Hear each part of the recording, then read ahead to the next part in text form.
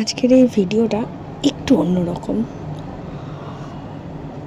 প্রথমেই শুরুতে দেখতে পাচ্ছ তোমরা সবাই যে আমি রয়েছি একটা মন্দির। এটা আমাদের কাছে শুধু একটা মন্দির নয়, কিছুটা আবেগও বটে।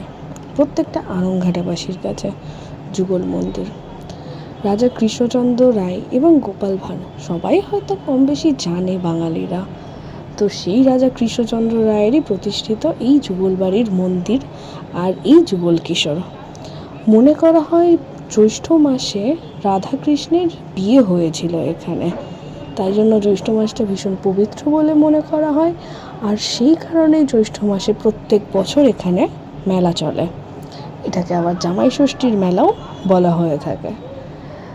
তো পড়াশোনা, চাকরি, তারপরে বিয়ের পরে আড়ংঘাটায় থাকা হয় না, কিন্তু এই জামাই ষষ্ঠী, যদিও এটা আমার প্রথম জামাই ষষ্ঠী না হলেও এই সময়টা আড়ংঘাটাতে বারবার আসতে ইচ্ছা করে।